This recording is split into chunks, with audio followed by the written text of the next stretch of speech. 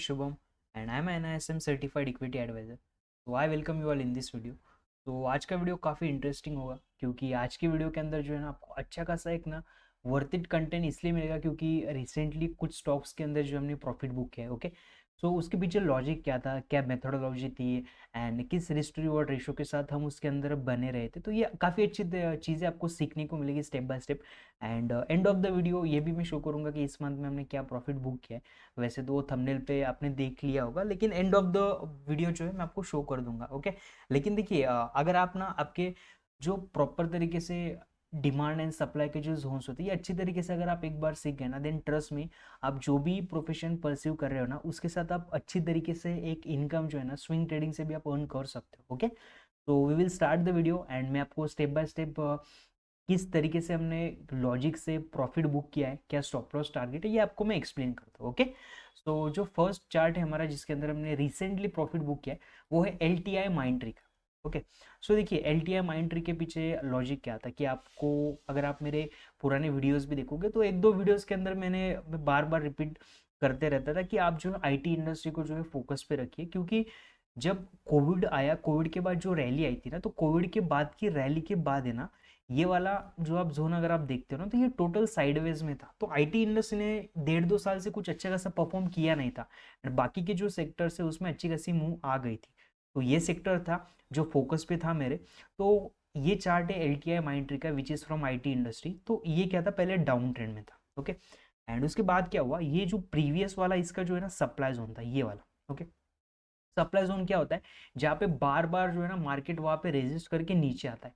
तो ये वाला आप ऑब्जर्व करते हो ना, तो ये वाला प्रीवियस वाला क्या था स्टॉक का सप्लाई जोन था। ये वाला प्रीवियस सप्लाई जोन, ये वाला प्रीवियस सप्लाई जोन था। देन ऑनवर्ड्स आपको ये वाला आपको जो है सप्लाई जोन आपको शो हो रहा होगा। ओके, तो कभी भी प्रीवियस वाला जब सप्लाई जोन ब्रेक होता है ना, अब यहाँ पे ऑब्जर्व करिए, तो स्टॉक के अंदर क्या होती है ना, एक फ्रेश डिमांड क्रिएट होती है। तो ये वाला जैसे ही ब्रेक हुआ, यहाँ पे एक वॉल्यूम भी अच्छा खासा था कि जहाँ से हम ट्रेड कर सकते। तो इस वाले लेवल के बाद जो है मेरे रडार पे ये था। एंड उसके बाद जब ये अगेन इस वाले लेवल पे रिटेस्ट करने को आया था, तो इस वाले लेवल पे जो है मैंने मेरी एंट्री पुट की थी। एंड जो मेरी एंट्री थी लगभग वो 5240 रुपीज़ पे एंट्री थी। 8.65 अप्रोक्स 9 to 10% का मैं यूजुअली स्टॉप लॉस लेके चलता हूँ, तो 9% का स्टॉप लॉस लेके हम चल रहे थे। एंड टारगेट हमारा 20% का था, तो लगभग 1:2.32 का रिस्क टू रिवॉर्ड रेशो था। तो यहाँ पे ये आया, देन उसके बाद स्टॉक ने अच्छी खासी रिटेस्ट की। एंड अगर आप देखते हो ना तो मार्केट बीच बीच में एक दो दिन जो था बियरिश था, लेकिन फिर भी ये स्टॉक सस्टेन कर गए क्योंकि जो है फंडामेंटली भी अच्छा है एंड टेक्निकली भी इसके अंदर जो है ना ब्रेकआउट आया था। ओके, सो सिंपल लॉजिक था, प्रीवियस वाला जो सप्लाई जोन था ये ब्रेक हो चुका था। एंड ये सप्लाई जोन ब्रेक होने के बाद यहाँ पे जो है ना एक फ्रेश डिमांड आई। तो उस डिमांड को कैप्चर करने के लिए जो है मैंने यहाँ पे मेरी एंट्री पुट की। एंड 3 मंथ्स का जो मेरा प्रोविजन था। एंड अप्रोक्स ये जो स्टॉक के अंदर हम एंटर हुए थे लगभग 3rd of October या 10th of October, इसके बीच हम एंटर हुए थे।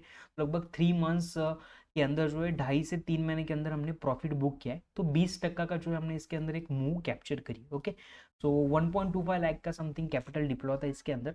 एंड 1.25 लाख पे जो है 20% विच इज अप्रोक्स 25,000 समथिंग कुछ आरओआई जो हमने जनरेट किया। ओके, तो ये सिंपल लॉजिक था। देखिए इसके अंदर मैं कुछ आपको जो है ना, देखिए कुछ कैची चीज़ें नहीं बताऊंगा कि इसके अंदर ये ट्रेंड लाइन थी एंड इसके अंदर ये बॉइलिंजर बैंड था, बिल्कुल नहीं। अगर सिंपल तरीके से अगर मैंने इसमें से प्रॉफिट अर्न किया है एंड सिंपल तरीके से डिमांड सप्लाई वर्क करता है ना, तो आप वो अच्छी तरीके से फॉलो करिए। ओके, सो इसके अंदर नो ट्रेंड लाइन, इसके अंदर नो ईएमएस, ना कोई इंडिकेटर था, जस्ट एक प्रॉपर डिमांड एंड उसके बाद एक था सप्लाई जोन। ओके, तो इन दो चीज़ों के बेसिस पे ही जो है प्रॉफिट हमने अर्न किया। तो ये था हमारा फर्स्ट चार्ट। देन उसके बाद जो हमारा सेकंड चार्ट है वो है स्टील अथॉरिटी ऑफ इंडिया। ये सबसे काफ़ी अच्छा एंड इंटरेस्टिंग चार्ट है। मैं आपको ये इसका रीज़न बताऊंगा क्योंकि इस स्टॉक में से जो है ना मैंने 15 to 20 डेज के अंदर जो है ना, जहाँ पे मैं यूजुअली 20% की मूव कैप्चर करता हूँ, वहाँ पे मैंने 25% इस स्टॉक से कैप्चर किया, 25%। क्यों, अब मैं उसका आपको रीज़न शो करता हूँ। ओके, तो आप यहाँ पे ऑब्जर्व करिए, ये वाला जो है ना प्रीवियस वाला स्टॉक का सप्लाई जोन था। राइट, स्टॉक यहाँ से नीचे आया था, यहाँ पे एक लास्ट टाइम कोशिश की, देन अगेन ऊपर नीचे आया, सप्लाई यहाँ पे रेजिस्ट कर रहा था।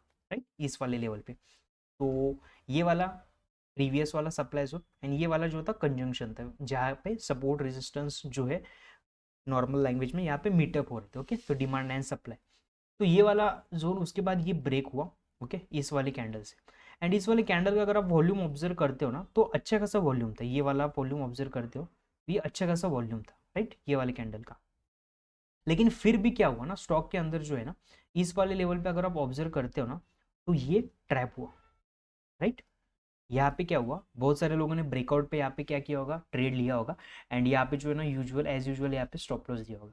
तो यहाँ पे क्या हुआ, स्टॉप लॉस हंटिंग हुई। Okay, and being an equity advisor मैं आपको ये चीज, जितना मेरा एक्सपीरियंस है उसके बेस में आपको ये कह सकता हूँ कि कभी भी एक अच्छी खासी जब रैली मार्केट में आती है ना, ऐसी वाली अच्छी खासी रैली आने वाली होती है ना, तो सबसे पहले उस गाड़ी में से रिटेलर्स को बाहर किया जाता है। ओके, तो इसलिए मैं इंटरेस्टेड था। तो उसके बाद क्या हुआ, जब ये स्टॉक अगेन यहाँ पे स्टॉप लॉस हंट हुआ, तो मेरे रडार पे था कि अगेन अगर ये प्रीवियस वाला सप्लाई जोन अगर ये ब्रेक करके ऊपर आता है ना, then I will enter in this trade. Okay, so ये वही हुआ। उसके बाद एक स्टॉप लॉस हंटिंग हुई, यहाँ पे सब रिटेलर्स माइट भी बाहर हो चुके हैं। देन उसके बाद ये वाली कैंडल जब सस्टेन हो गई, तो यहाँ पे मैंने जो है मेरी एंट्री पुटअप कर दी 98 रुपीज पे। ओके, एंड मेरा स्टॉप लॉस था लगभग 88 का, कि इसके नीचे अगर कोई कैंडल क्लोज हो जाती है, then weekly candle, then I will exit from this trade. तो सिंपल 10% का स्टॉप लॉस था।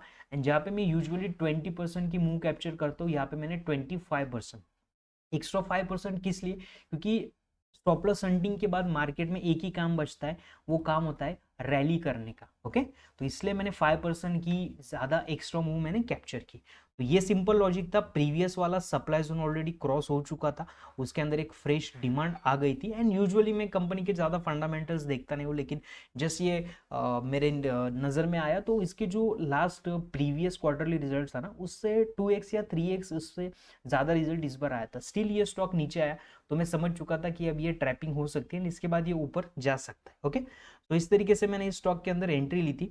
एंड जहाँ पे मैं यूजुअली मैं 20% लेता हूँ, तो 25% का मेरा टारगेट मैंने कैप्चर किया, वो भी विद इन 15 डेज। ओके, तो यहाँ पे अगर आप ऑब्जर्व करते हो, तो एंट्री लगभग 11th ऑफ दिसंबर या 5th ऑफ दिसंबर, इसमें से कहीं पे एंट्री थी।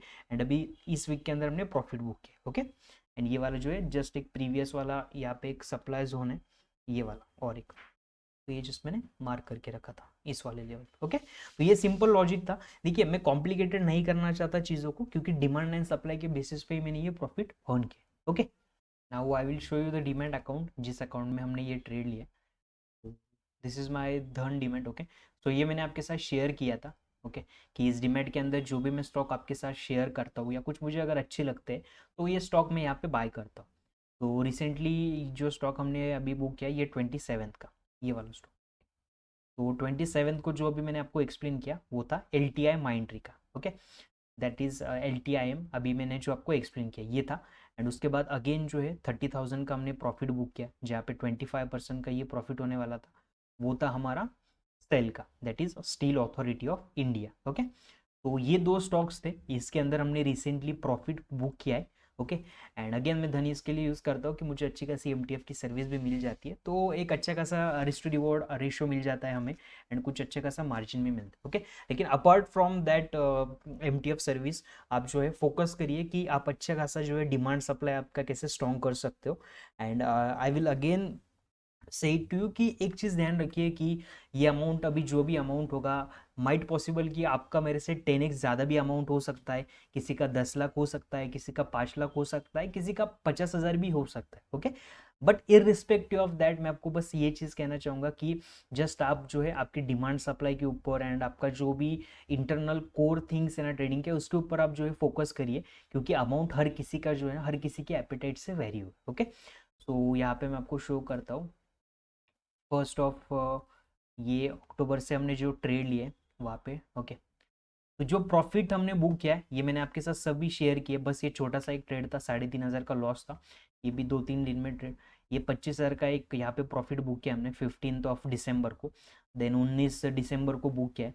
देन यहाँ पे जो ट्रेड्स लिए होते वो थे 27 दिसंबर को 25,000, 28 दिसंबर को जो है 30,000। तो लगभग जो प्रॉफिट है हमारा वो 1,01,000 रुपए का है। Okay, 1 lakh, and net profit यहाँ पे जो है 99,000। तो लगभग जो भी MTF का भी है, तो लगभग 90,000 to 95,000 रुपीज़ तक ये प्रॉफिट अकाउंट में आ जाएगा। लेकिन यहाँ पे आपको जो शो हो रहा है, या पकड़ के चलिए कि नेट प्रॉफिट जो है यहाँ पे 99,000 का। तो 1 लाख रुपए का प्रॉफिट जो है हमने in the month of December यहाँ पे बुक कर लिया है। एंड देखिए स्विंग ट्रेडिंग के अंदर यही होता है, अगर मैं आपको शो करूँ आपको लास्ट 2 मंथ्स, तो ये पोजीशंस जो मैं बिल्डअप कर रहा था ये अक्टूबर नवंबर से थे। लेकिन आप अक्टूबर अगर आप देखते हो तो अक्टूबर में मैंने सिंगल प्रॉफिट भी नहीं बुक किया ना, नवंबर में किया। लेकिन दिसंबर के अंदर जो है ना मेरी मेथोडोलॉजी, इसके लिए मैं आपको कहता हूँ कि 3 महीने आपको मिनिमम स्टॉक होल्ड करना है। ओके, सो 1 लाख रुपए का प्रॉफिट एग्री की वो दिसंबर में बुक हुआ है। ओके, 1 लाख रुपए, आई नो कि बहुत कुछ बड़ी अमाउंट नहीं है, लेकिन ठीक है, इतनी भी कम नहीं। ओके, सो 1 लाख रुपए का प्रॉफिट हमने बुक किया। तो मैं जस्ट 2 महीने जस्ट मैं वेट कर रहा था, जस्ट रोज सुबह चार्ट देखता हूँ, एंड अगर मेरा टारगेट नियर बाय होता है तो मैं टारगेट प्लेस करता हूँ। ओके, सो इस तरीके से आप भी जो है आपके प्रोफेशन के साथ जो है आप स्विंग ट्रेडिंग कर सकते हो अच्छी तरीके से, एंड आप भी एक अच्छा खासा हैंडसम सा प्रॉफिट जो है यहाँ से जनरेट कर सकते हो। ओके, सो अच्छा गया ये मंथ, काफ़ी अच्छा गया, अच्छे खासे एक के बाद एक टारगेट हिट होते गए। एंड यहाँ पे जितने भी हमने प्रॉफिट बुक किए इसमें से 80% ऑफ स्टॉक्स मैंने फ्री ऑफ कॉस्ट आपके साथ मैंने ये शेयर किए। यूट्यूब चैनल पे भी एंड टेलीग्राम पे भी मैं लाइव मार्केट में इसके अपडेट्स देते रहता हूँ। तो मैं टेलीग्राम पे अगर आप नहीं हो तो टेलीग्राम की जो लिंक है मैं डिस्क्रिप्शन बॉक्स में दे रहा हूँ, तो वहाँ से आप जो है ज्वाइन कर सकते हो। Okay, and trust me, just एक डिमांड सप्लाई अच्छी तरीके से आप सीखिए, बहुत अच्छी तरीके से। एंड मैंने ये किस स्ट्रैटेजी से मैंने ये प्रॉफिट अर्न किया है वो भी मैंने एक्सप्लेन किया है।